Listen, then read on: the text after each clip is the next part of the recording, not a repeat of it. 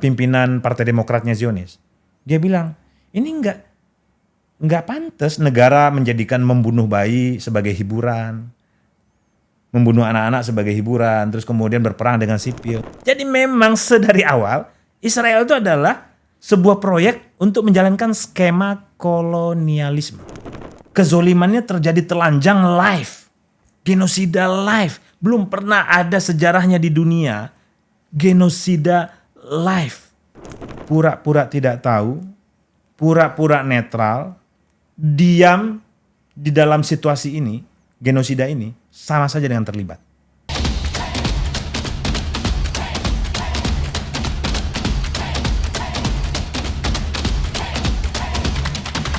Oke, halo teman-teman Retorika Show. Kembali lagi bersama gue Belmondo Scorpio. Dan hari ini gue bersama orang yang sangat mendukung Palestina. Mengetahui isu-isu ya Timur Tengah lah, Iran, Israel, dan daerah sekitarnya. Siapakah dia? Furqon AMC. Ya, AMC ini apa kebanyakannya bang? Kata Bang Helmi sih itu aku makin cinta. Aku makin cinta. Mantap. Bang Furqon ini juga dia sekjennya Free Palestine Network. Ya, orang yang sangat gencar dan bersuara lah untuk Palestina. Bukan begitu ya, benar ya bang? Nah gue mulai dari dampak perang dulu. Menurut Bang Furqon ini, dampak perang yang selalu diberikan oleh Israel terhadap Palestina ini kan sampai hari ini nggak berhenti-berhenti. Rudal nggak berhenti. Ini ya bisa disensor ya kata. Pokoknya ini banyak membuat luka lah. Sejauh apa luka ini akan terus terjadi menurut abang untuk masa depan? Oke. Yang pertama, menyebut perang antara Palestina dan Israel itu sebenarnya tidak tepat. Karena kalau perang itu biasanya yang sejajar, yang seimbang. Misalkan perang Inggris lawan Prancis misalnya. Atau perang Amerika lawan Rusia misalnya. Iya. Nah, tapi kalau ini sebenarnya enggak. Ini bukan perang. Bukan perang. Jadi lebih tepatnya didefinisikan sebagai genosida. Nah, kenapa? Karena memang semua pakar menyebut ini adalah genosida. Semua pakar, termasuk pakar-pakar Yahudi itu sendiri. Banyak sekali pakar-pakar besar Yahudi, intelektual besar memang menyebut ini adalah genosida. Ya. Orang melihat korban itu mungkin laporan resmi ada 60.000 kurang lebih ya. Tapi kalau berdasarkan jurnal The Lancet, itu jurnal ilmiah dari Inggris, itu menyebut kemungkinan besar itu sampai 3 sampai 15 kali lipat sebenarnya. Karena banyak sekali yang tidak terdata, yang hilang di reruntuhan, kemudian mungkin dia cedera tapi meninggalnya kemudian. Jadi yang terdata di rumah sakit itu cuma beberapa. Apalagi rumah sakitnya juga sudah nggak berfungsi di banyak tempat. Nah jadi secara ilmiah mereka menyebut kemungkinan korban itu 3 sampai 15 kali lipat. Nah kemarin yang agak heboh itu ada laporan juga tuh yang dilansir oleh Harvard. Ya tapi kemudian ada yang meralat ya. Bahwa kemungkinan besar korban juga ratusan ribu. Karena melihat jumlah demografi yang tersisa dari penduduk itu kok kurangnya besar sekali. Nah jadi angka 60.000 yang resmi dirujuk dari Kementerian Kesehatan Palestina itu angka yang tercatat. Yang tidak tercatat banyak sekali. Nah, kalau pertanyaannya tadi, lalu apa dampaknya untuk masa depan? Sejauh apa konflik ini? Ya, berdampak gitu ya. Pertama, kalau konflik ini terus dibiarkan, peradaban dunia akan menjadi kacau. Karena apa? Karena kemudian dianggap sebagai sebuah pembenaran. Kalau sebuah negara punya maksud ingin mengambil alih wilayah, dia boleh melakukan praktek seperti ini, akhirnya bisa ditiru. Nah yang paling parah dari Israel ini kan salah satunya adalah dia mengangkangi semua hukum internasional. Semua hukum internasional. Hukum bagaimana perang terhadap, di dalam perang memperlakukan jurnalis, memperlakukan tenaga medis. Dan dua profesi ini menjadi dua profesi yang korbannya paling besar. Ratusan orang. Terakhir kemarin Direktur Rumah Sakit Rumah Sakit Islam Indonesia, Rumah Sakit Indonesia di Gaza, direkturnya dibunuh di rumahnya, di flatnya. Jadi bom itu diserang itu nyasar hanya kamarnya dia saja. Jadi dia sekeluarga meninggal. Jadi memang disasar secara targeting. Jadi benar-benar ditarget dokter-dokternya, jurnalisnya dan lain-lain. Kemudian misalnya contoh tenaga medis waktu itu saya sampai mengeluarkan statement di berbagai media. Ada 15 tenaga medis di beberapa ambulan disabotase, dibunuh, kemudian dikubur secara massal dan dihilangkan buktinya. Kemudian dalam hitungan beberapa hari kemudian terbongkar karena ada satu orang yang selamat. Jadi benar-benar tidak ada hukum perang yang digunakan. Nah, Kalau ini terus dibiarkan dan dunia diam saja, saya kira dunia akan kehilangan bagaimana cara mengkonstruksi peradaban lebih baik ke depan. Itu akan menjadi permisif akhirnya. Nah, tapi percayalah, sepahit-pahitnya penderitaan Palestina hari ini, Israel juga berada di jurang kehancuran. Nah, Apa? Kenapa Abang bisa bilang begitu? Nah, ini yang menarik. Orang sering lupa mengamati fenomena yang terjadi di Israel. Pertama, secara intelektual, itu terjadi krisis di Israel hari ini. Kurang lebih ada 10.000 intelektual Israel itu keluar. Termasuk intelektual besarnya, itu kehilangan kepercayaan terhadap sebuah proyek bernama Israel. Jadi ada kebangkrutan intelektual. Ada degradasi yang terjadi di kalangan intelektual Israel. Bahwa proyek Israel ini kayaknya nggak cocok deh dengan rasionalitas gitu. Mereka keluar. Yang kedua, para pelaku ekonomi itu sudah ribuan juga yang keluar meninggalkan Israel. Karena menganggap ini prospek bisnis di Israel kayaknya nggak ada masa depan. Sampai kapan ini terjadi perang dan sebagainya. Terjadi eksodus. Yang ketiga, penduduk secara umum juga di utara itu ada 250.000 warga Israel itu sudah emigrasi keluar. Pindah kemana itu? Sebagian ada yang ke Yunani, ada yang kembali ke Eropa, kan rata-rata mereka punya 2 kewarganegaraan. Ada yang kembali ke Amerika dan lain-lain. Itu kembali di saat yang sama secara tidak sadar sebagian itu mulai pelan-pelan menjual properti mereka. Karena melihat itu nggak ada prospek. Nah, ini juga sekaligus mengindikasikan sesungguhnya warga Israel itu tidak punya hubungan batin dengan tanah itu. Beda dengan Palestina, walaupun sudah dihancurkan, mereka tetap bertahan karena mereka memang punya hubungan batin ribuan tahun dengan tanah itu. Kalau ini kan para imigran sebenarnya yang dibawa ya dari sebuah proyek untuk pendirian negara, kemudian ada politik demografi memperbanyak penduduk, kemudian dikirimlah penduduk dari Eropa, dari Amerika, orang-orang Yahudi ya dengan segala skenario untuk datang ke bumi Palestina. Sesungguhnya karena mereka nggak punya ikatan batin. Itu ya Belmondo ya. Bahkan ada ketika mereka datang itu kopi masih panas. Orang Palestinanya ya lagi ngopi, tiba-tiba rumah mereka diambil alih. Begitu saja. Banyak testimoni itu terjadi, itu pada peristiwa Nakba. Ada 750.000 warga Palestina terusir.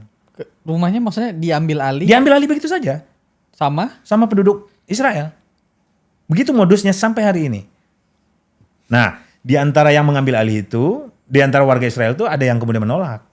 Merasa nggak percaya, merasa nggak punya hati untuk mengambil. Karena mereka bertetangga tadinya. Nah, tapi dipaksa. Memang politiknya politik pengambil alihan lahan dan seterusnya. Tapi saya cerita dulu soal Israel di ujung jurang tadi ya. Tadi ada 3. Jadi intelektualnya mengalami kebangkrutan, degradasi moral, degradasi intelektual. Kedua ekonominya. Kemudian yang ketiga penduduknya. Kemudian yang keempat secara moral negara itu sudah kehilangan basisnya. Bagaimana sebuah negara berdiri di atas ribuan korban, tengkorak dan darah gitu ya, nyawa yang bertumpahan di genosida ini. Rasa-rasanya tidak ada peradaban di dunia ini yang bisa menerima kenyataan itu. Nah, termasuk para intelektual elit-elit Israel juga. Itu mereka merasa ini kayaknya nggak cocok deh secara moral melakukan ini. Nah, bahkan ya, kemarin tuh pernyataan salah satu yang kontroversial tuh dari pimpinan Partai Demokratnya Zionis. Dia bilang, ini nggak pantas negara menjadikan membunuh bayi sebagai hiburan, membunuh anak-anak sebagai hiburan, terus kemudian berperang dengan sipil. Nggak ada negara modern yang kayak gini.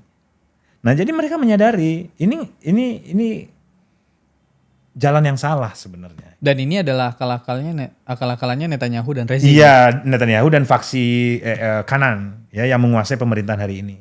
Jadi menurut pimpinan Partai Demokrat Israel itu, ini karena negara didominasi oleh kelompok kanan yang ekstrim ini.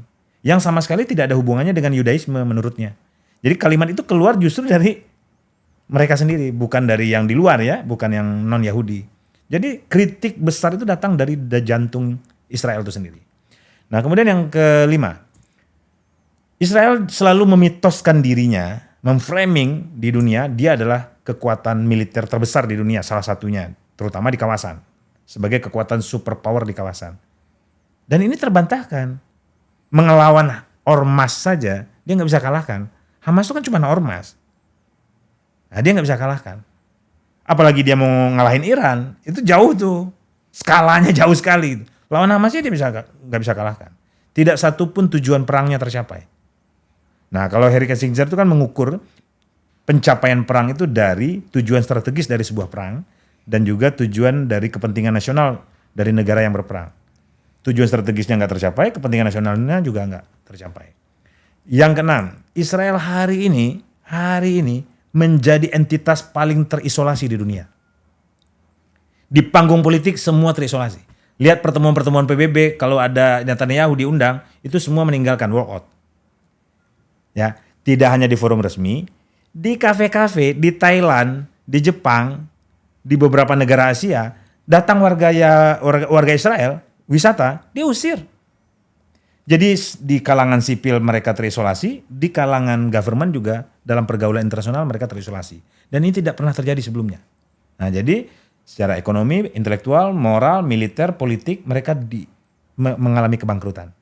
Dan itu semua variabel itu akumulatif melahirkan suatu kulminasi di mana Israel akhirnya akan menjadi gagal sebagai sebuah negara. Dan ini adalah prediksi ilmiah, bukan sentimental. Oke, prediksi lu tadi kan sejauh ini karena berapa faktor tadi Israel itu ya kita sebut tidak pantas menjadi satu negara karena punya landasan yang udah nggak punya landasan lah. Ini udah nggak punya landasan. Bahkan dunia juga udah mengisolasi mereka untuk bahkan wisata atau government. Tapi kan kalau kita perhatikan juga seolah-olah Israel ini selalu punya akomodasi gitu, selalu punya materi untuk terus melakukan yang lu bilang tadi genosida terus-menerus. Ini kan berarti ada dukungan dari salah satu negara besar gitu. Ini gimana lu melihatnya? Oh iya, itu terang benderang. Kalau tidak ada dukungan Amerika, termasuk sebenarnya Inggris, Prancis, Kanada gitu ya, tapi yang paling besar itu Amerika. Karena 80% senjata Israel yang digunakan untuk genosida itu datang dari Amerika dan selalu disuplai. Ya. Kalau tidak ada dukungan Amerika dan sekutunya, Israel sudah dari awal kolaps. Jadi kolaps karena perangnya. Nah, kenapa Amerika dan sekutunya kemudian berkepentingan memastikan Israel terus survive ya di dalam agenda politik dan militernya di kawasan? Karena memang sedari awal Israel ini adalah proyek kolonial. Nah, kita harus bisa mereview nih ke belakang. Kalau tadi kan variabel-variabel kekinian kita lihat. Sekarang kita review ke historisnya, sejarahnya. Dari awal Kongres Zionis pertama, tahun 1897, Theodor Herzl, yang disebut kemudian menjadi bapaknya Israel, yang kemudian wafat tahun 1904 dan kemudian dipindahkan tahun 49 ke Israel. Kuburannya dipindahkan ke sebuah bukit di Yerusalem, kemudian bukit itu disebut menjadi Bukit Herzl. Ya.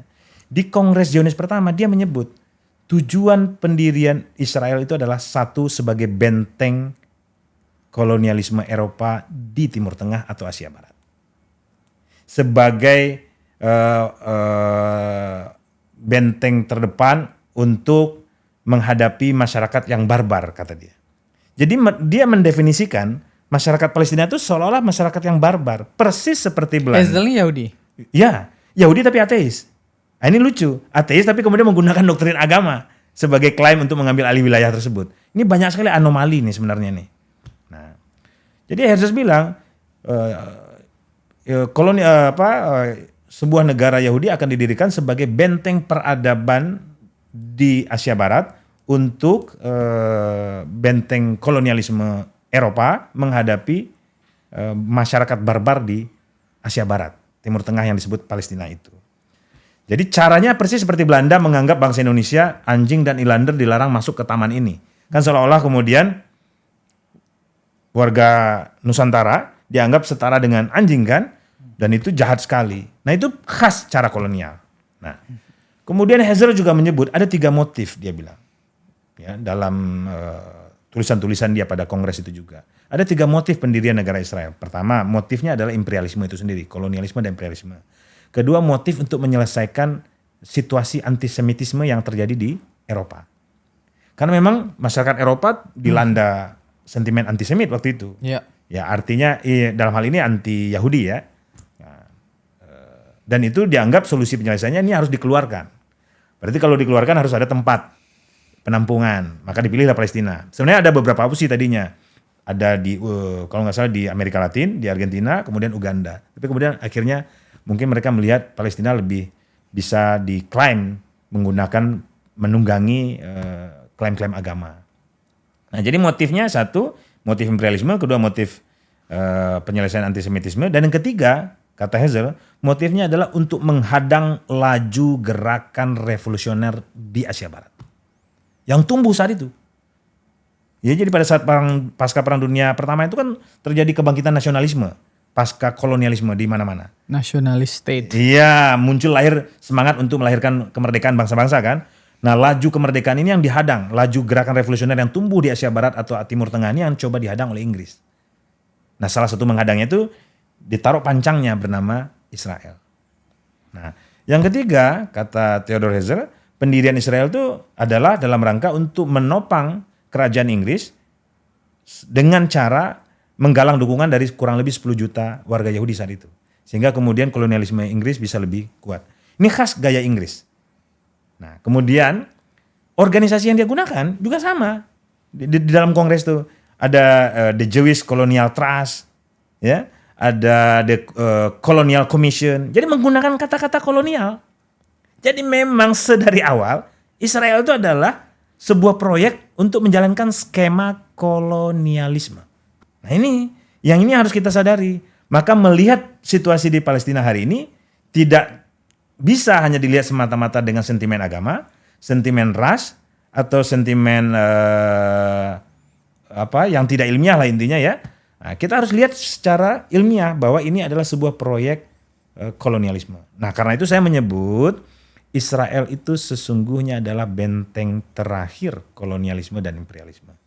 Nanti kita ulas kenapa dia disebut terakhir. Dan Palestina adalah front terdepan anti kolonialisme dan imperialisme. Iya, karena orang membaca hari ini itu bukan proyek, itu malah sentimen agama. Iya. Kan pemahaman orang tidak terlalu dalam untuk memahami bahwa ini adalah sesuatu yang sifatnya ini adalah proyek kolonialisme. Iya. Orang hanya membaca Israel Yahudi sampai selesai di situ kan. Palestina adalah Islam, selesai sampai di situ. Padahal faktanya adalah di Palestina juga ada orang Yahudi. Iya. Dan multikultural. Dan Israel juga bukan hanya orang Yahudi saja, Yahudi juga ada macam-macam. Iya, juga banyak jenisnya. Betul. Tapi beberapa ya kita bisa bilang lah netizen Indonesia mungkin membacanya ini adalah sentimen agama. Iya. Sehingga ketika ini gue masuk nih ke negara Iran, ketika Iran menyerang Israel saat itu, yang dipahami oleh banyak orang, mungkin sedikit juga atau mungkin gue bisa salah terkait jumlahnya, itu adalah pembelaan Islam dalam membantu Palestina terhadap sentimen agama tadi kan. Islam menyerang Yahudi gitu. Tapi ada juga yang membaca ini hanya dalam rangka ya saling membela diri karena Israel duluan menyerang Iran gitu kan. Orang hanya membaca sejauh sentimen agama, Bro Furqon. Gak sejauh kayak proyek kolonialisme tadi. Bro Furqon gimana menanggapi itu? Nah, ada semacam peyoratif ya atau penurunan makna dari situasi yang terjadi. Ada orang menyebut ini hanya konflik agama, ada orang menganggap ini hanya konflik Arab dan Yahudi. Iya. Gitu. Ada orang yang menganggap ini kalau keterlibatan Iran tadi ini hanya karena perbedaan sikap antara Syiah dan Sunni. Iya. Ada yang beranggapan bahwa Israel adalah main dari geopolitik Amerika untuk mengawasi Timur Tengah. Iya, dan seterusnya. Nah, kita harus keluar dari perangkap-perangkap itu. Karena itu perangkap yang digunakan oleh Israel sebenarnya untuk kemudian mengacaukan, membiaskan situasi yang terjadi sebenarnya. Sama seperti kemudian Israel selalu memframing misalkan ya, mereka selalu menggunakan tuh sentimen agama bahwa ini adalah klaim historis dari Alkitab misalkan. Ya kan? Atau kemudian yang paling sederhana ini adalah konflik Israel dengan Hamas. Dia mengecilkan ini adalah gerakan pembebasan nasional sebuah bangsa. Jadi seolah-olah hanya Israel dan Hamas. Itu sebenarnya framing tuh. Framing yang seolah-olah kemudian melihat ini bukan gerakan nasional kebangsaan. Padahal yang berjuang di Palestina itu ada 14 faksi. 14 faksi itu, Bung Belmondo, termasuk ada yang faksi komunis. Jangan dikira di Palestina nggak ada komunis juga. Gitu. Nah, berhaluan Marxis ya PLFV. Nah jadi kalau tadi pertanyaannya mengarah misalkan contoh Iran tadi misalkan. kita perlu lihat Iran sebelum revolusi 79 itu adalah negara yang justru menjadi golden boy-nya Amerika di kawasan. Di kawasan. Masih dalam kontrol saat itu kan? Bukan hanya dalam kontrol, menjadi golden boy. Semua tuh penguasa-penguasa di negara kawasan kalau datang ke Iran cium tangan. Nggak ada tuh istilah anti Syiah. Nah, cium tangan. Nah, tapi ketika revolusi terjadi yang dipimpin oleh Imam Khomeini, sebelum revolusi itu sendiri ketika Imam Khomeini masih dibuang ke sebagai pembuangan politik di Prancis, beliau diwawancara tuh sebagai leader ya, pemimpin revolusi saat itu, diwawancara oleh wartawan barat. Menurut Anda, kenapa Anda mendukung Palestina? Pertama, kata Imam Khomeini, karena kami berkomitmen untuk membela kaum tertindas dan Palestina sekarang sedang ditindas oleh Israel. Dimanapun kaum tertindas di dunia, kami akan bela. Ini menarik nih. Dan itu dibuktikan beberapa tahun ke belakang ketika Iran juga membela Venezuela. Mengirimkan kapal-kapal tankernya untuk mengisi kebutuhan minyak di Venezuela. Pada Venezuela, Katolik. Tidak ada hubungannya dengan sentimen agama. Dan itu di bawah ancaman kapal Indo-Amerika. Kenapa? Karena memang konstitusi Iran menyebut bahwa di pasal 2 dan pasal 3 undang-undang dasarnya bahwa mereka memastikan untuk membela kaum mustad'afin dan anti terhadap kezoliman dan kesewenang-wenangan terutama yang diwakili oleh imperialisme. Dan imperialisme itu simbolnya ada di Amerika. Nah, jadi memang sedari awal dan ada di konstitusinya membela kaum mustad'afin. Yang kedua, ketika ditanya lagi sama wartawan Imam Khomeini-nya dibilang, lalu nanti kalau terjadi revolusi dan Anda akan memimpin mengambil alih negara ini, apa yang Anda lakukan dengan Israel? Kami akan putus hubungannya. Dan betul, ketika revolusi 79 langsung kedutaan besar Israel di Iran langsung diganti menjadi kedutaan Palestina. Dan sampai hari ini Israel tidak lagi punya hubungan dengan Iran. Yang ketiga, ditanya lagi sama wartawan Eropa saat itu. Saya lupa wartawan Eropa atau wartawan Amerika, yang penting wartawan Barat lah. Ditanya lagi, lalu bagaimana kalau seandainya setelah revolusi, apakah Israel akan mendapatkan minyak Iran? Enggak. Kami tidak akan berikan lagi minyak kepada Israel. Karena sebelum revolusi, Israel mengakses minyak itu. Nah, sampai hari ini, setelah revolusi sampai hari ini, enggak ada lagi. Nah, perlu Belmondo catat, bukan hanya Israel. Di Iran itu, sebelum revolusi, negara itu dieksploitasi oleh British Petroleum, Inggris. Tapi pasca revolusi, tidak ada lagi akses untuk itu. Termasuk Amerika pun nggak bisa mengakses. Nah, jadi memang ini soal akses terhadap sumber daya juga. Sumber daya yang dimana sumber daya itu dieksploitasi dalam sebuah skema kolonialisme. Sebenarnya tidak hanya di Asia Barat, tidak hanya di Iran, tidak hanya di Palestina. Banyak kasus yang bisa kita bongkar yang sebenarnya itu adalah kasus yang sama di mana proyek kolonialisme itu dilakukan. Oke, ini gini. Pengawasan sumber daya. Gini Bro Furqan, kalau memang Iran itu pada posisi membantu negara-negara tertindas dan itu diatur dalam konstitusi mereka, kan Iran belakangan baru bereaksi setelah ada rudal yang dikirim ke Iran. Kenapa penyerangan yang dilakukan Israel terhadap Palestina terus-menerus tidak dilakukan dan dibela saja langsung dengan Iran? Kenapa harus ada pertimbangan pembelaan diri? Nah, gini. Di dalam pergaulan internasional itu ada hukum-hukum internasional. Jadi nggak bisa kemudian kita nggak suka terus kita serang. Kalau Iran menyerang duluan, dia pasti akan dijadikan delik oleh Amerika dan sekutunya untuk dikeroyok. Ya kan, ya Israel kan juga nyerang duluan, tapi kan hukum internasional juga nggak terlalu gimana-gimana terhadap mereka. Iya, dunia abai itu. Nah, tapi kalau itu terjadi sebaliknya, Iran nyerang duluan, pasti Amerika menjadikan itu sebagai alasan dengan NATO-nya untuk menyerang Iran duluan. Nah, maka posisinya dalam konteks itu Iran akan selalu menunggu. Kalau dia diserang, dia akan balas. Nah, itu yang pertama. Jadi di dalam pergaulan internasional tuh nggak bisa tiba-tiba orang langsung mengambil tindakan gitu. Sepihak tuh nggak bisa. Dia harus ada landasan hukum. Hanya Israel yang bisa ya. Hanya Israel yang bisa. Suka-suka dia aja ya. Nah, suka-suka dia. Nah, itu yang sebenarnya harusnya menjadi catatan dunia ya, harusnya dibongkar. Hanya Israel melakukan itu. Tapi ketika dia lakukan, dia kena batunya pada peristiwa 12 hari itu. Mungkin di hari pertama, tanggal berapa tuh? Tanggal 13 ya? Juni ya? Lupa gua tanggal. Ya kalau nggak salah tanggal 13 Juni sampai tanggal 24. Tanggal 13 pagi dia merasa unggul.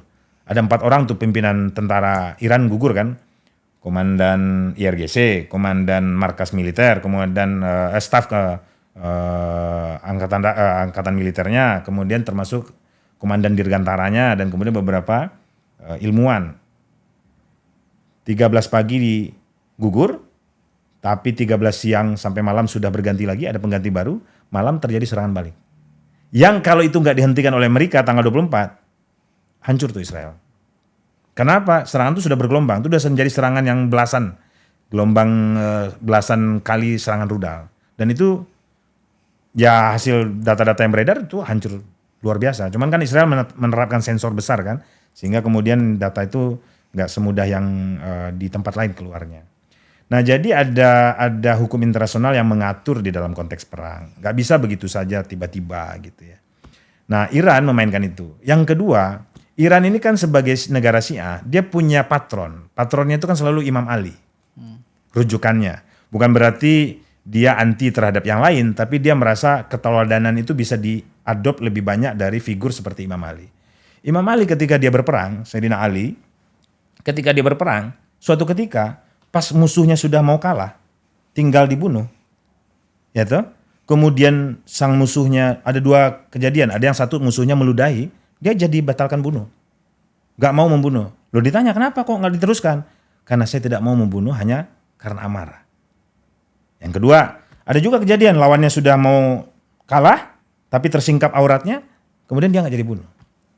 Dan yang ketiga, kalau lawannya menyerah, dia gak akan bunuh. Itu akhlaknya. Nah, maka orang lupa, ini kan negara yang berbasiskan ini ya. Ini Iran ini menarik. Dia negara republik, lahir dari revolusi, tapi berlandaskan Islam. Rasa-rasa teokrasi. Gitu. Iya. Banyak orang dulu membayangkan itu gak mungkin. Karena diktum revolusi itu gak pernah melekat dengan agama. Kira-kira gitu ya. Tiba-tiba orang tercengang. Ada revolusi Islam Iran, kemudian melahirkan sebuah republik Islam Iran. Ini menarik. Nah, karena dia menjadi republik Islam Iran, maka dia punya semacam nilai tersendiri yang diadopsi. Apa itu? Di dalam fikih mereka, ketika saya tanya-tanya nih ke mereka ya, ke teman-teman yang memang paham betul itu.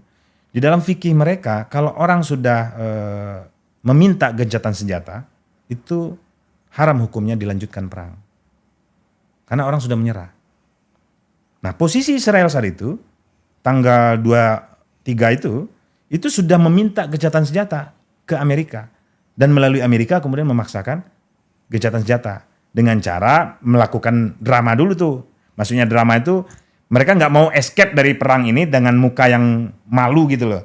Maka lakukan serangan dulu, terus kemudian memaksa Iran ya sedikit mengancam lah gitu ya. Ini kalau nggak gue lanjutin nih serangannya, ya kan? Nah, padahal serangan itu sendiri kan nggak menghancurkan apa-apa, menghancurkan hanya permukaan dari 3 situs nuklir Iran di Fordo, di Isfahan, di Natan. Itu kan nggak menghancurkan basis uraniumnya dan sebagainya. Dan pasca itu kemudian langsung dipaksa untuk gencatan senjata.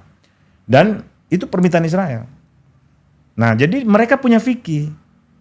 Mereka punya fikih, saya tanya, loh kenapa nggak diserang? Orang kecewa kan, kenapa nggak dilanjutkan aja serangannya? Haram hukumnya kalau orang sudah angkat tangan untuk dilanjutkan. Padahal kan ini penjahat nih, pelaku genosida. Nah begitulah akhlak mereka berperang. Ya. Ini mengingatkan gua dengan apa yang disampaikan Gus Ulil ini. Ketika Islam memimpin satu peradaban, maka multikultural juga hidup di Iran. Di Iran itu kan gak hanya orang Islam yang hidup. Oh iya. Di sana ada juga orang Yahudi. Iya. Ada orang Kristiani. Iya. Dan beberapa agama tertentu yang sebenarnya hidupnya cukup damai di sana. Iya. Walaupun wadahnya adalah Republik Islam Iran. Iya. Ya kan? Bahkan Yahudi pun punya perwakilan di parlemen di Iran itu.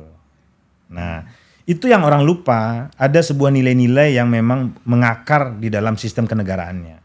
Nah contoh misalkan dalam kepemimpinan, orang melihat kan, oh ini diktator, ya pemimpin tertinggi, Ayatullah Ali Khamenei-nya dianggap sebagai diktator. Padahal itu dipilih secara demokratis. Di dalam election Iran, ada election untuk presiden, ada election untuk Dewan Pakar Ulama, ada election untuk kemudian memilih parlemen. Nah nanti menteri-menteri yang dipilih presiden diajukan ke parlemen. Kalau parlemennya nggak setuju, maka presiden harus mengajukan menteri yang lain. Jadi ada check and balance. Nah di dewan ulamanya kurang lebih berapa puluh tuh 70-an dewan ulama mewakili wilayah provinsi dan kawasannya dan negara di Iran. Nah nanti dewan ulama itu kemudian bersidang memilih siapa yang paling alim di antara mereka. Paling alim, paling fakih gitu, paling ya benar-benar ilmunya itu Berilmu pengetahuan dan tidak hanya soal ilmu, tercermin di akhlak, gitu loh, tercermin dari budi pekerti, perilaku dan kebijakan-kebijakannya, paham geopolitik, paham militer, paham filsafat, paham terutama ilmu fikih.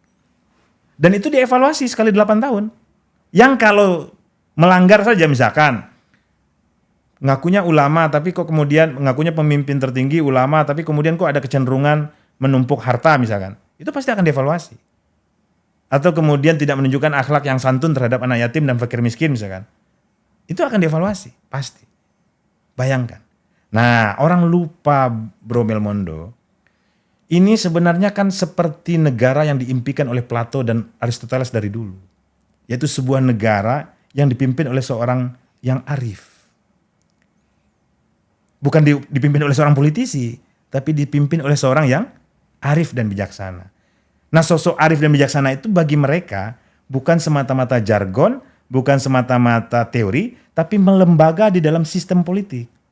Dan itu yang terjadi di Iran. Nah pemimpin tertinggi itu kemudian menjadi panglima tertinggi militer juga.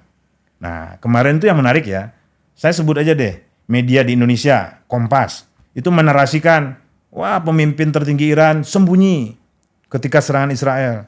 Keliru. Yang saya baca ketika pimpinan-pimpinan tentaranya gugur, itu kepemimpinan langsung di ruang pertempuran langsung dipimpin oleh Ayatollah Ali Khomeini. Kenapa? Karena beliau adalah panglima tertinggi angkatan bersenjata. Yang menentukan perang itu hanya beliau. Jadi kalau sama seperti di negara lain kan juga ada tuh kepala negara yang menentukan perang kan, bukan Perdana Menteri. atas izin parlemen. Ya, atau atas izin parlemen. Nah, di sana juga sama, gitu loh. Nah pada situasi itu langsung dipimpin. Nah jadi tidak dinarasikan bersembunyi gitu ya. Nah itu menurut saya ya Kompas ataupun beberapa media yang menarasikan seperti itu ya kurang cover both side ya menurut saya, kurang membandingkan informasi secara seimbang. Okay. Nah itu perlu tuh, kita harus bisa membaca berita, memvalidasi sumber secara seimbang. Nah jadi dunia memang gagal melihat bagaimana cara Iran berperang. Dunia juga gagal bagaimana melihat nilai-nilai yang ada di kawasan. Contoh misalkan, kayaknya kemarin sudah sempat juga tuh dibahas sama Bang Zulfan Lindan ya, bahwa suatu ketika Francis Fukuyama itu kan memang seorang think tank di Amerika, intelektual yang buku-bukunya dirujuk oleh banyak orang di dunia. Ketika ditanya diminta pertimbangan dia untuk menilai keadaan di sana, ya dia dengan jujur bilang tidak mungkin akan mengalahkan Iran, kata dia, sepanjang melihat Iran seperti hari ini. Kenapa? Karena Iran dengan Syiahnya, kata Francis Fukuyama, dia punya dua sayap. Cuman kalau bahasa Bang Zulfan kemarin kan dia lebih ke tradisi soal ritualnya yang dia bahas. Yeah. Padahal sebenarnya bukan itu esensinya. Yang disebut Francis Fukuyama adalah satu, dia punya sayap namanya altruisme. Altruisme itu semangat kemartiran. Jadi jutaan orang di sana dari kecil itu cita-citanya mau jadi martir. Mau menjadi syahid. Dan itu tidak dimengerti oleh peradaban barat. Jadi ketika banyak gugur, contoh gini, Qasim Sulaimani sebagai panglima IRGC Iran, itu hampir setiap ketemu pemimpin tertinggi nangis. Nangisnya ngapa coba? Nangis, kapan saya jadi martir? Kok nggak kebagian? Jadi hampir semua itu melekat menjadi ideologi yang ada di masyarakat Iran. Di masyarakat, tidak hanya di tentara. Kayak kita lagi bahas Iran dulu nih ya. Ya, ini Iran kan. Di masyarakatnya, apalagi tentaranya, kemartiran itu adalah sebuah pencapaian tertinggi. Kalau dalam konteks Islam namanya syahid. Ya, padahal intinya itu adalah semangat kemartiran. Itu juga ada di yang lain, bukan hanya di Islam. Contohnya Che Guevara, Ya contohnya tokoh-tokoh pejuang kiri yang lain juga kan punya semangat kemartiran. Tapi di sini benar-benar menjadi semacam nilai kultural dari kecil. Saya sempat menemukan video ya, ada anak kecil datang, mungkin usia kira-kira 5 tahun, datang ke pemimpin tertinggi Iran, terus minta didoakan menjadi syahid. Bayangkan anak-anak kecil, dari kecil itu cita-citanya mau jadi syahid. Tapi kata pemimpin tertinggi Iran saat itu, ya nanti saya doakan, nanti kamu umur panjang sampai 90, berilmu, bermanfaat kehidupannya, nanti setelah umur 90 baru syahid.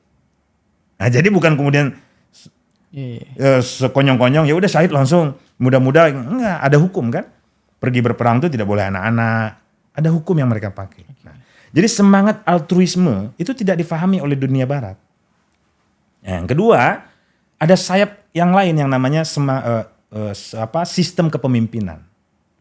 Jadi satu sisi punya altruisme, kemartiran, yang kedua punya sistem kepemimpinan. Kepemimpinan itu melekat dari atas sampai bawah. Yang mereka sebut imamah namanya kan? Nah, hanya dua entitas yang di dunia yang punya sistem ini. Satu lagi di Katolik. Ya, dari Vatikan. Ya, Vatikan. Ya, sampai ke bawahnya ada sistem. Nah, kalau di sini di Syiah mereka juga sama. Nah, ketika saya tanya bagaimana mereka membangun pondasi itu, mereka sangat ketat. Contoh, seorang ustadz boleh menjadi rujukan, menjadi ustadz ketika dia sudah belajar agama tuh sampai 40 tahun. Artinya sudah khatam fikihnya semuanya. Baru dia diwisuda menjadi seorang ustadz. Dan ketika dia diwisuda menjadi seorang ustadz, itu satu kampung tuh bisa syukuran. Nah, kenapa syukuran? Karena dianggap sudah punya rujukan yang akan bertanggung jawab untuk menanyakan segala pertanyaan yang dirasa perlu. Apakah pertanyaan warisan kah, hukum fikih tentang ya macam-macam lah. Nah, sudah ada rujukan. Tapi coba kalau kita lihat di Indonesia, orang ada yang baru jadi mu'alaf aja langsung jadi ustadz. Oh ada. Iya kan? Oh ada, gue tahu itu siapa. Iya, nggak perlu kita sebut namanya lah gitu ya. Felix Xiao. Ya lumayan trendsetter ya. Nah, jadi baru mu'alaf aja jadi ustadz. Tapi kalau di sana mereka nggak bisa. Nah, bagaimana sistem itu melahirkan kepemimpinan? Nah, tadi sampai kemudian satu negara itu memilih dewan ulamanya, kurang lebih ada 70-an orang. Kemudian dewan ulama memilih siapa yang paling alim di antara mereka, yang paling berakhlak, yang paling santun, paham geopolitik, paham militer, paham filsafat, paham segala, yang kemudian dijadikan sebagai pemimpin tertinggi. Dan dievaluasi di dalam 8 tahun sekali. Jadi ada sistem gitu loh Belmondo. Iya. Ada sistem. Jadi lu beranggapan Iran ini sebagai negara Islam itu dan republik itu berhasil gitu ya. Yes. Untuk kawasan Timur Tengah. Yes. Dia bukan semata-mata teokrasi loh. Tapi dia mempraktekkan republik ya sebagai sebuah negara gitu ya. Jadi bagi sebagian kalangan intelektual itu menganggap semacam penemuan modern. Penemuan sistem ketatanegaraan modern. Orang dulu menganggap kan yang paling modern itu ya temuannya dari Eropa ya. Sistem trias politika. Di sana nggak ada partai. Nggak ada partai. Di Iran nggak ada partai. Nggak ada. Semua orang boleh berkontestasi dalam konteks personal tapi nggak ada partai. Nah di dalam konteks kita kan ada partai. Ada partai. Nah kemudian ada preferensi yang kemudian akhirnya berkelompok-kelompok. Nah di sana enggak. Pertanggungjawabannya personal. Oke, gue ada pertanyaan. Tapi kenapa ya? Kan Iran terkenal dengan Syiahnya tadi tuh. Tapi kalau orang Indonesia nih kalau mendengar kata Syiah tuh bawaannya kayak, wah ini kan Syiah. Ini kan nggak cocok sama kita. Tapi giliran Iran ini pertanyaan yang sama pernah gue ajuin. Giliran Iran nyerang Israel saat itu saat berperang tadi dengan segala kehebatan Iran yang lu ceritain tadi itu ya. Orang semua mendukung Iran ya kan. Wah, mantap Iran, the best lu nih. Tapi giliran bicara Syiah Sunni, orang kita kayak ini kan Syiah. Ada tendensius di sana. Iya. Nah, itu gimana Bro Furqon? Nah, gini. Polarisasi Syiah Sunni itu adalah isu yang sengaja direproduksi oleh imperialisme Amerika.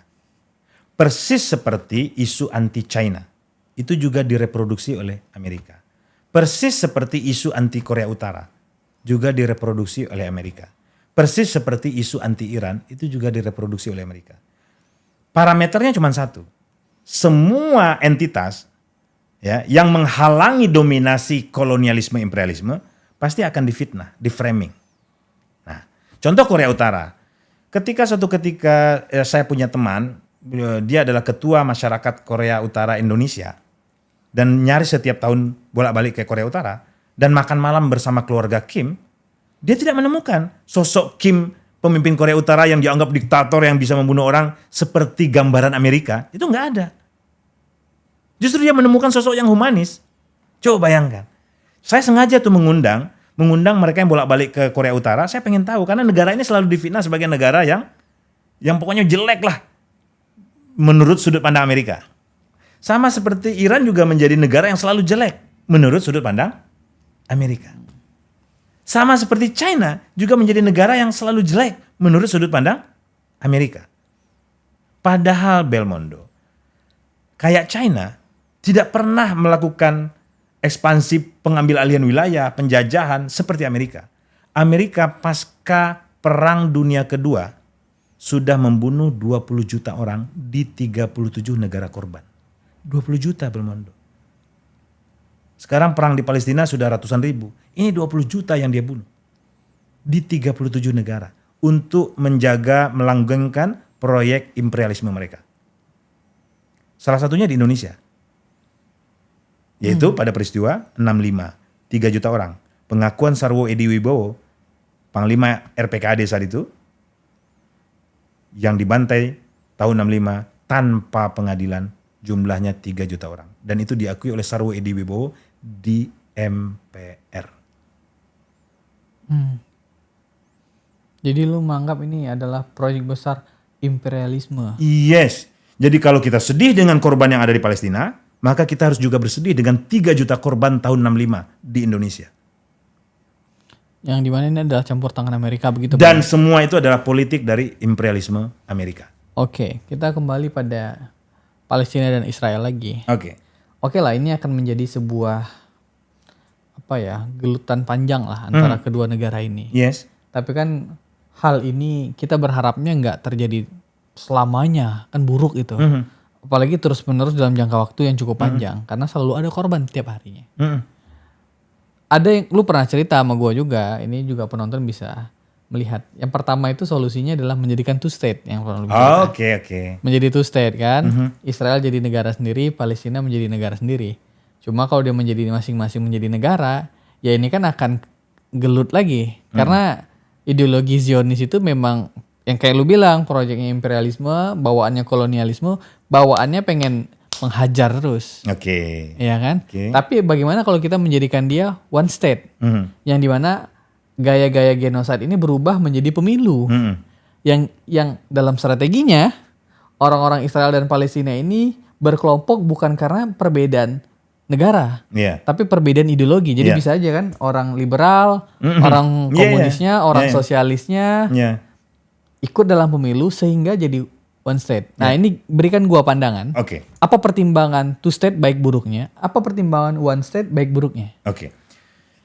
Two state itu memang menjadi opsi umum di dunia sudah puluhan tahun untuk menyelesaikan konflik di bumi Palestina. Tapi pada prakteknya two state itu sampai hari ini tidak terlaksana. Ya, kalau two state itu dilandaskan kepada pembagian PBB wilayah yang untuk Palestina sekian, ya kurang lebih setengah-setengah ya, walaupun nggak bulat setengah-setengah gitu. Tapi sampai hari ini kan kita lihat tuh ada peta Palestina, peta awal semua buminya Palestina, terus kemudian pada 48 dibagi, tinggal setengah, tahun 67 berkurang lagi, sekarang tinggal sedikit gitu kan.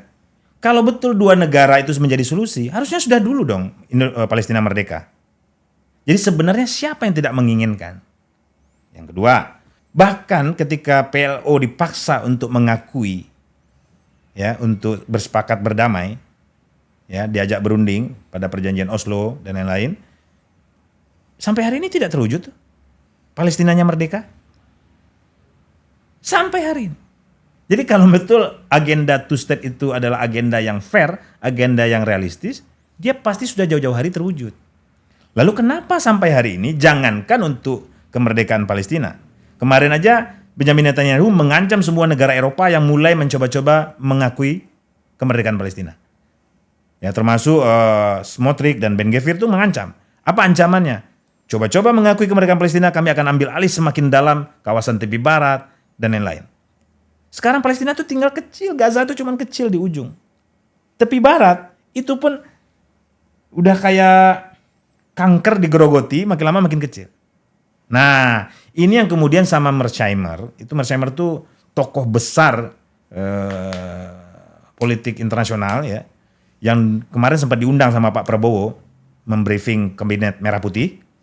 Itu mengatakan solusi two state itu sebenarnya seperti kereta yang sudah berlalu, tidak akan mungkin terwujud. Ini Mearsheimer ini Yahudi loh ya. Yeah. Mearsheimer, Ilan Pappe, Noam Chomsky itu intelektual besar Yahudi. Ya. Dan tidak hanya mereka, banyak sekali intelektual besar Yahudi yang kaliber dunia yang mengatakan proyek two state itu sudah nggak masuk akal. Dan mereka menganggap bahkan proyek Israel itu sendiri juga sudah mengalami kebangkrutan. Nah, mereka melihat sepertinya justru solusinya harusnya jadi one state. Satu negara aja. Itu akan jauh lebih realistis. Nah, ketika dia one state solution ini nanti akan bercabang. Bagi Israel, ya one state solution tapi namanya Israel. Nah, tapi menurut pakar-pakar Yahudi ini yang berkaliber dunia ini, dia menyebut dia seharusnya jadi one state namanya Palestina bukan Israel. Kenapa? Loh memang dari dulu petanya namanya Palestina. Tapi di dalamnya boleh Yahudi boleh ikut ambil bagian dan sebagainya. Jadi kan pertanyaan orang kalau one state terus Yahudinya dikeluarkan? Enggak. Nah, Iran kalau nggak salah pemimpin besarnya ngasih usul. Jadi konsepnya gimana? Referendum bersama. Tapi syaratnya Zionisme sebagai politik apartheid, Zionisme sebagai politik kolonial yang rasis itu harus ditumbangkan dulu. Karena tidak mungkin demokrasi yang damai bisa terjadi kalau Zionismenya masih bertahta. Nah, Zionismenya ditumbangkan dulu. Setelah itu ya dilakukan referendum, dibikin masyarakat yang demokratis, berpartai silahkan mewakili kelompoknya masing-masing. Nah, mau Yahudi membuat partai boleh, mau Palestina juga boleh, termasuk yang sudah terusir mengungsi boleh, harus dikembalikan lagi, ya kan?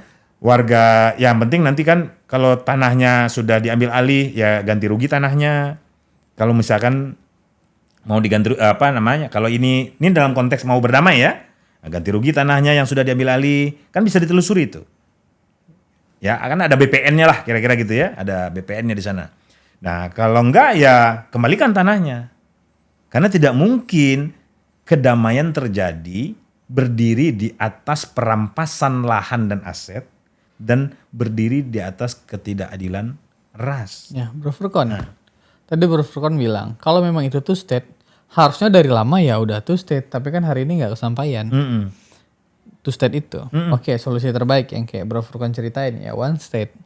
Tapi kan kalau mau one state ya harus jatuh dulu si Zionismenya. Kan? Seberapa mungkin Zionis itu jatuh? Sedangkan itu adalah proyek Amerika. Nah, jadi kan mimpi two state one state ini sama aja mimpi kosong. Ya. Nah, ini gimana? Gini, secara resmi negara kita masih berada dalam koridor two state memang kan ya, dalam kebijakan luar negerinya. Nah, tapi kalau kita perlu lihat tadi, apakah two state itu realistis dilaksanakan? Nyaris mustahil. Tadi saya sudah jelaskan ya.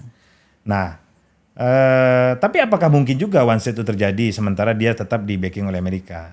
Ini yang mau kita lihat.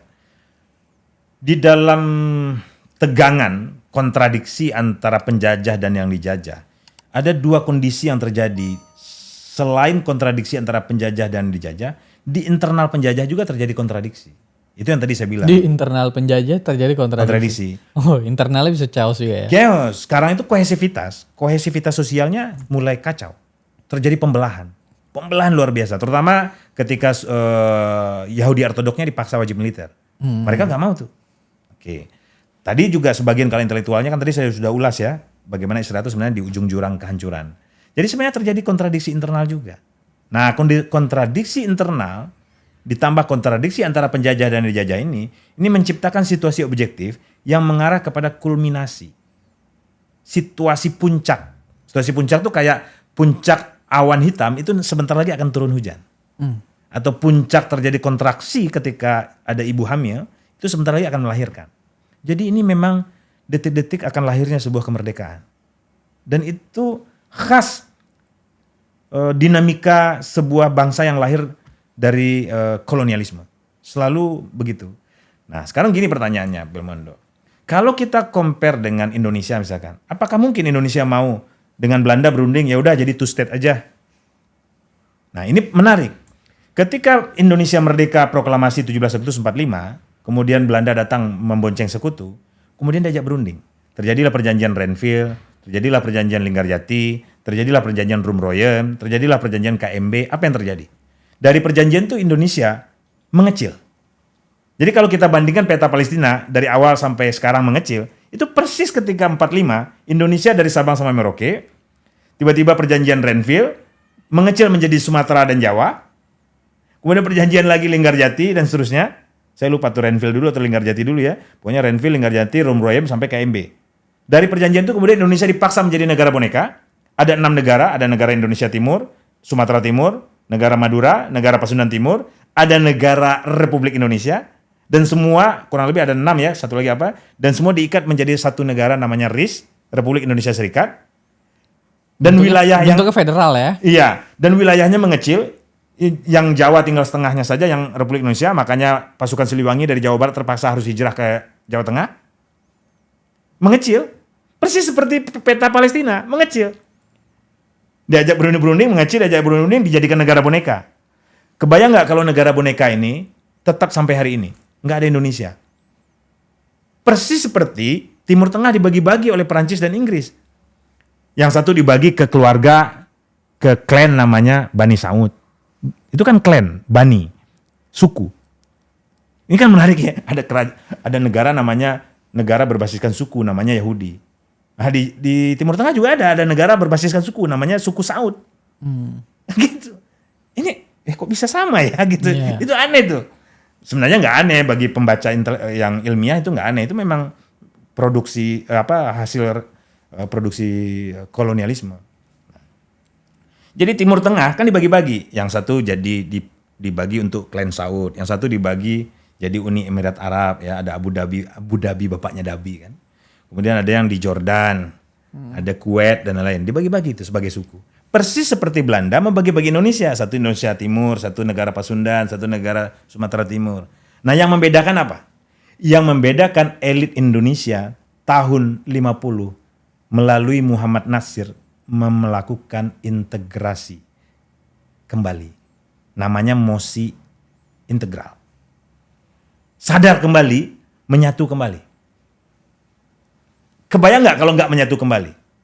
Sampai hari ini ya beberapa negara di kawasan Nusantara ini.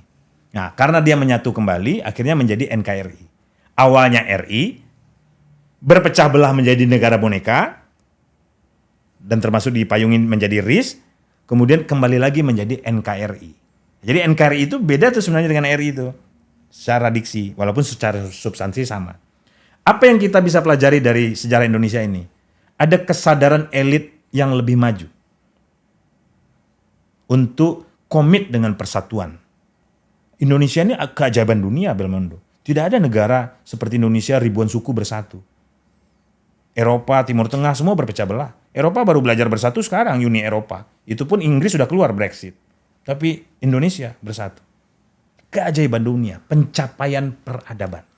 Nah, sekarang kita compare dengan Palestina. Inilah yang kemudian difasilitasi oleh China. Jadi kalau orang bertanya, China apa sih kontribusinya buat Palestina, katanya mau dukung. China memfasilitasi dengan deklarasi Beijingnya mengumpulkan 14 faksi di Palestina untuk membangun persatuan perjuangan.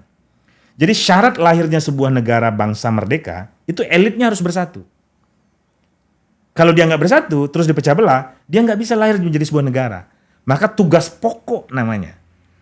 Menjadi pokok yang paling utama itu adalah bangun dulu persatuan perjuangan.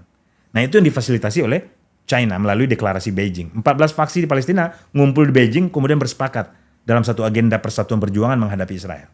Nah itu udah modal dasar tuh. Karena Amerika selalu pengen pecah belah. Contoh, Amerika coba akui PA atau pemerintahan otoritas Palestina. Itu persis seperti gaya Belanda. Oh kalian mau merdeka ya? Nggak usah, kita bikin aja parlemennya namanya Volksraad. Nanti kita lantik ya beberapa tokoh-tokoh dari masyarakat untuk duduk di Volksraad. Ada kok demokrasi. Padahal Volksraad itu kan cuman parlemen boneka aja. Untuk menenangkan energi revolusioner dari para pejuang. Ini sama. Untuk meredam gerakan kemerdekaan yang ada di Palestina, pura-pura difasilitasi pemerintahan otoritas Palestina. Yang sekarang presidennya katanya Abbas. Orang kan sering bertanya, kan sudah merdeka Palestina, buktinya ada presidennya Abbas. Salah, itu bukan presiden Republik Merdeka. Itu otoritas boneka yang ditunjuk untuk berperan seolah-olah mewakili masyarakat Palestina. Dan tugasnya tahu nggak apa? Menangkapi, menginteli dan menangkapi justru para pejuang. Iya. Jadi kerjaan otoritas Palestina, terutama di tepi barat, ya kerjanya nangkapin para pejuang, termasuk Lion Dance itu anak-anak muda. Jadi ada anak-anak muda nggak mau lagi ikut faksi-faksi yang tua, dia bikin organisasi namanya Lion Dance. Itu malah ditangkapin sama otoritas Palestina. Termasuk teman-teman dari PIJ dan teman-teman dari Hamas ditangkapin. Tapi beruntungnya mereka nggak terprovokasi. Walaupun mereka ada korban, 1-2 meninggal ditangkapin, tapi mereka nggak balas. Kenapa? Kalau balas berarti terjadi konflik internal. Kalau konflik internal terjadi yang menguntungkan, itu situasinya menguntungkan Israel. Bro Furqon, kan kalau kita bicara tentang konteks Timur Tengah kan Palestina juga masuk di dalamnya gitu ya. Ya kan kalau istilah orang sedekat-dekatnya keluarga saat ini ya tetangga. Iya. Ya kan? Benar gitu, benar. Kan Palestina ini juga Tetangga. dikelilingi oleh banyak tetangga-tetangga yang punya masa lalu juga berkonflik. Punya kedekatan, bahkan ada sentimen agama Islam di sana. Dan Islam juga kental dengan perdamaian, multikultural. Maksudnya di Palestina itu kan dikelilingi oleh negara yang kita boleh kategorikan ini negara yang cukup maju dalam berpikir. Tapi kenapa ya kesannya negara-negara sekitar itu nggak apa ya maksudnya? Nggak konkret banget gitu ingin menyelesaikan, atau ada langkah konkret nggak sih kira-kira dari tetangga-tetangga ini? Iya. Gitu ya? Kayak tadi ya, kenapa kok Iran yang justru belain? Padahal dia Syiah. Atau Cina yang jauh kan? Cina yang jauh, bukan Muslim juga, mayoritasnya malah belain. Rusia bukan Muslim juga, malah ikut belain, walaupun nggak langsung. Iya. Nah, tapi kenapa negara tetangga yang sebenarnya lebih wajib kan dalam hukum Islam kan gitu ya, tetangga itu lebih harus didahulukan. Keluarga paling dekat kita. Keluarga paling dekat kita. Tapi kenapa ini nggak belain Palestina? Bahkan secara mazhab sama-sama Ahlussunnah. Kan 99% itu Palestina itu kan Ahlussunnah wal Jamaah. Lalu kenapa justru masyarakat Iran, Yaman, Irak yang mayoritasnya Syiah, malah mereka yang pasang badan belain? Lebanon dengan Hizbullahnya, kenapa yang tetangga ini enggak? Nah, ini menarik. Kalau kacamata yang kita pakai itu adalah perbedaan mazhab, orang akan gagal memahami. Tapi kalau kacamatanya ilmiah, melihat ini adalah sebuah fenomena kolonialisme, orang akan paham bahwa negara-negara tetangga Palestina itu adalah negara-negara boneka pasca kolonialisme. Negara-negara boneka yang dibentuk hasil menang perang melawan Turki Ottoman, kemudian dibagi-bagi lapaknya. Nah, negara-negara boneka ini dijamin oleh Inggris dan Amerika. Awalnya Inggris. Jadi gini loh. Penjajah dan yang dijajah berkontradiksi. Yang dijajah di dalamnya juga ada kontradiksi antar kelompok. Maka tantangannya dia harus bersatu. Penjajah juga ada kontradiksi di antaranya satu sama lain. Dan ada yang memimpin, ada yang dipimpin. Waktu Perang Dunia Pertama, segi yang memimpin dari penjajah itu namanya Inggris. Sebelum Inggris, sebelumnya ada Belanda dan Prancis. Lebih awal lagi, leadernya namanya Portugis dan Spanyol. Yang kalau dalam novel Pramudia disebut Hispania dan Peranggi. Nah, jadi dia ada musimnya. Musim dipimpin Portugis, Spanyol. Ada musim dipimpin Belanda sama Prancis. Nah, ada musimnya dipimpin oleh Inggris. Sampai Perang Dunia Pertama. Menuju Perang Dunia Kedua, Inggris bangkrut. Segi yang memimpinnya beralih. Namanya Amerika. Nah, Amerika sebagai pemenang perang, kemudian mengambil alih peran kepemimpinan itu, bahkan dengan cara merubah yang tadinya Liga Bangsa-Bangsa yang lahir pada pasca Perang Dunia Pertama, dirubah menjadi PBB, Perserikatan Bangsa-Bangsa, pasca Perang Dunia Kedua. Itu pergantian pemain tuh sebenarnya. Nah, dari Perang Dunia Pertama dan menuju Perang Dunia Kedua ini, baik Inggris maupun Amerika politiknya sama, yaitu melanggengkan negara boneka tadi sebagai alas kaki untuk menjamin tegak berdirinya kolonialisme dan imperialisme. Jadi imperialisme itu dia harus berdiri dalam sebuah ada kakinya. Kayak dulu ya, Belanda menjajah kita jumlahnya cuma puluhan ribu. Kok bisa menjajah puluhan juta orang? Nah, dia datang ke sini kemudian menggunakan alas kaki yang namanya kaum feodal. Kaum feodal dijadikan alas kaki untuk menjajah warga pribumi. Nah, imperialisme menguasai Timur Tengah itu dengan beralaskan kaki kaum feodal yang ada di Timur Tengah. Kan itu negara-negara monarki itu. Monarki itu kan feodalisme. Masa ada orang lahir terus jadi raja? Kan status jadi raja itu kan ciri kolonialisme. Semua orang lahir sama kok. Kenapa yang ini dapat privilege langsung menguasai semua kawasan? Itu kan logika feodalisme. Nah, jadi alas kaki imperialisme itu ya feodalisme itu. Dan feodalisme ini dipelihara sampai hari ini. Dalam bentuk negara-negara monarki. Pantas tetangga-tetangga ini nggak gimana-gimana. Nggak gimana-mana. Nah, contoh, tanggal 12 Mei sampai tanggal 16 Mei, Donald Trump tuh datang. Bel, gila. Donald Trump tuh datang ke Arab Saudi, ke Qatar, dan ke Uni Emirat Arab. Itu persis di hari Nakba. Hari di mana rakyat Palestina memperingati malapetaka tahun 48. Yang mana 750 ribu warga Palestina terusir, puluhan ribu dibantai, ratusan desa diambil alih, dan harta dan tanah mereka diambil alih. Dan pada tanggal yang sama kemarin, Mei 2025, Trump datang ke sana, ke Saudi, ke Qatar dan Uni Emirat Arab, dan disuguhi dengan jamuan 53 ribu triliun rupiah. Di saat yang sama, rakyat Palestina membutuhkan obat, air, listrik, internet, rumah, bahkan untuk minum aja susah. Di tanggal mereka dalam sejarahnya terusir, 3 negara itu memberikan 53 ribu triliun. 53 ribu triliun untuk investasi Amerika. Coba bandingkan dengan kebutuhan obat-obatan dan segala macam. Ini benar-benar telanjang, benar-benar telanjang di depan mata kita, dipertontonkan antara tendensi kemanusiaan dan tendensi kolonialisme. Maka berhentilah melihat fenomena ini dari sentimen agama, sentimen mazhab, dan lain-lain. Karena itu hanya akan mengecilkan perjuangan kemerdekaan Palestina. Pahami ini secara ilmiah. Sepanjang terjebak polarisasi Syiah Sunni, anti China, anti Iran, terjebak anti Rusia juga kadangkala. Ya itu hanya semua isu. Pahamilah ini hanya sebagai isu kemanusiaan. Ya, dekati ini dengan kemanusiaan. Karena kemanusiaan itu universal. Kata Sayyidina Ali, kalau kamu tidak bersaudara seiman, berarti bersaudara sesama manusia.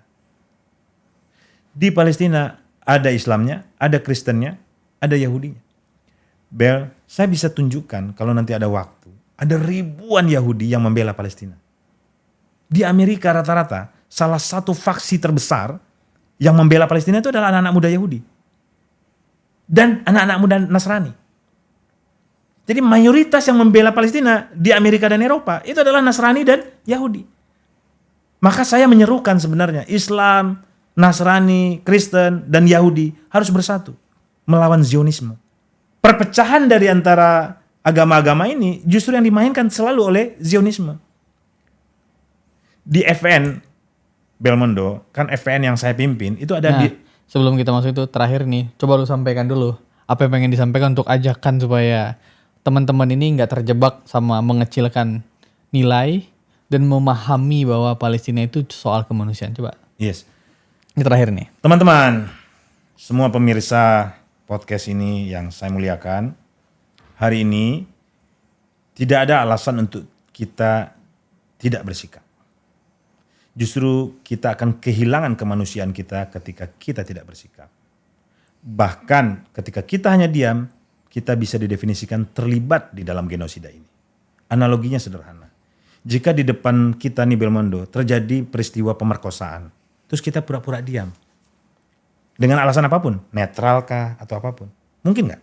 Setidak-tidaknya kita harus hentikan itu pemerkosaan itu. Ya. Jangan pula kemudian sudah diperkosa, kemudian korban dipersalahkan. Gara-gara pakai roknya sih gini. Nah itu nggak boleh. Ini yang terjadi, kezolimannya terjadi telanjang live. Genosida live. Belum pernah ada sejarahnya di dunia. Genosida live. Di semua platform medsos bisa ditemukan. Nggak bisa ditutup-tutupi.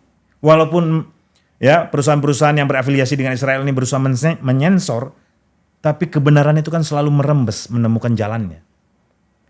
Jadi hari ini pura-pura tidak tahu, pura-pura netral, diam di dalam situasi ini, genosida ini sama saja dengan terlibat dengan genosida. Dan percayalah, itu akan dimintai pertanggungjawaban. Kalau punya keyakinan, nanti punya kehidupan setelah kematian, pasti akan dimintai pertanggungjawaban. Nah, bahkan mereka-mereka yang ateis pun, yang tidak percaya akan kehidupan akhir pun, tidak bisa menerima kenyataan genosida ini. Karena ini mengangkangi kemanusiaan. Nah karena itu teman-teman, siapapun, dimanapun, apapun agamanya dan latar belakangnya, saatnya kita bersikap. Pahami ini ada tragedi kemanusiaan. Tinggalkan semua perbedaan, asobiah. Asobiah itu semangat berkelompok-kelompok, berbeda-beda. Tinggalkan. Ini macam-macam nih, semangat karena beda organisasi, semangat berlebihan karena beda mazhab, semangat berlebihan karena beda agama. Tinggalkan semua itu, lampaui semua asobiah, lampaui semua perbedaan. Lihat ini dalam kenyataan sebagai sebuah tragedi kemanusiaan. Dengan begitu kita akan bisa melihatnya dengan jernih. Nah karena itu saya menyerukan, baik yang Muslim, baik yang Kristen, yang Yahudi, maupun Buddha, Hindu, dan lain-lain. Mari bersatu melawan Zionisme. Karena Zionisme ini kanker. Kalau kanker ini nggak berhasil dihapuskan, dia akan menjalar nanti ke seluruh sistem dunia. Nah, kita, Belmondo Free Palestine Network, ada di 67 kabupaten kota dan ada di belasan negara. Dan anggota Free Palestine Network itu ada yang Kristen, ada yang Buddha, macam-macam. Bukan hanya Islam. Kemarin ketika Paus datang ke sini, almarhum, itu anggota Free Palestine Network, mahasiswa Universitas Katolik Parahyangan, datang ke Gelora Senayan menghadiri misa, itu bawa poster, meminta Paus untuk menghentikan genosida. Targetnya sih menghadang waktu itu, langsung ngambil alih perhatian, mencuri perhatian. Tapi karena ketatnya pengawalan nggak berhasil. Tapi kemudian fotonya dikirim untuk disalurkan melalui media. Jadi teman-teman FN tidak semuanya Muslim. Ada Romo Felix, ya kita manggilnya Romo ya. Tapi beliau sudah alumni seminari, tapi kemudian ya menjadi rakyat biasa, nggak mau berprofesi sebagai itu. Tapi kami tetap memanggilnya Romo. Ada Romo Felix, ada macam-macam. Oke.